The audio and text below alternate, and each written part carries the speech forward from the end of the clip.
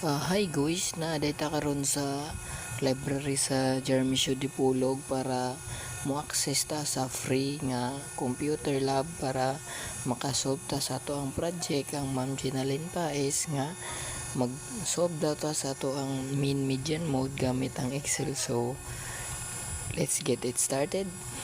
So karon guys, atong i-explain ninyo ang mean median mode sa data, no.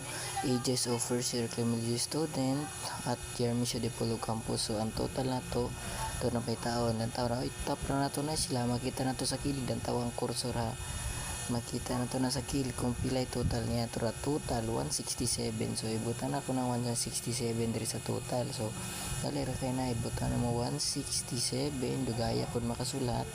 Ayun, butan na po nimo diya mean. Unsa man ang mean? Mean is used to calculate for the average of the data set. So unsa may pag-calculate sa average? So it plus nimo tanang tanan nga frequency divided by kung pila ka buok frequency. So 167 man na, divide nimo sila pila sa kabuok, iapihap sa na 1 2 3 4 5 sa 8 ra ba gyud na kabuok. So divide 8 na to na sila so butan na to siya 167 divided by 8. Okay, dayon ang answer na niya anaon ra po nato na siya pagkuha ang iyang answer. Tawa mean is equal to tuplokon ra po nimo na sa taas bay. Tuplok na po, makita niyo mga average ng taong kursor 20.875. so 20.88 na siya. So muna atong mean, dali ra kay nato na kwaon 20.88 na. Pagsunod sa mean, mangita na puta sa atong median. Nabutang na ta median ya ato nang butang median is used to represent the middle value of data set. Nganong B3, B4, B5, B6, B7, B8, B9 man ang ato butang diya. Inaniyon na siya nga ginana na to siya ha.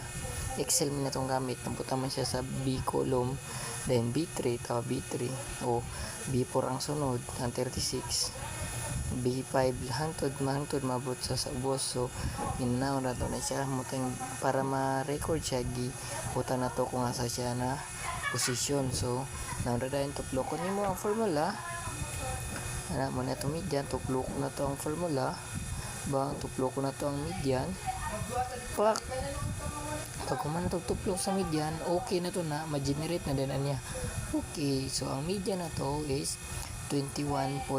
so ang midpoint sa mga ages sa nag-eskwela sa Jeremy Show is 21.5.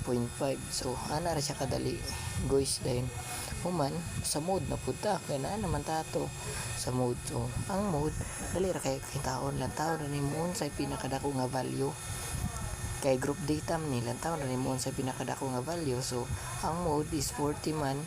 So makita nato nga most of the first year criminology student sa Jeremy Show Dipolog campus is 18 years old, no. So 18 years old di ay ang kasagaran sa mga first year criminology student diri sa Jeremy Show Dipolog. So inanara kasayon siya gamiton guys ug mag-excel ta, inanara siya pangitaw ng mean median mode, dali ra kay na siya. So ang atong mean 20 points. So average age of first year criminology student is 20 years old. The midpoint of their age is 21.5.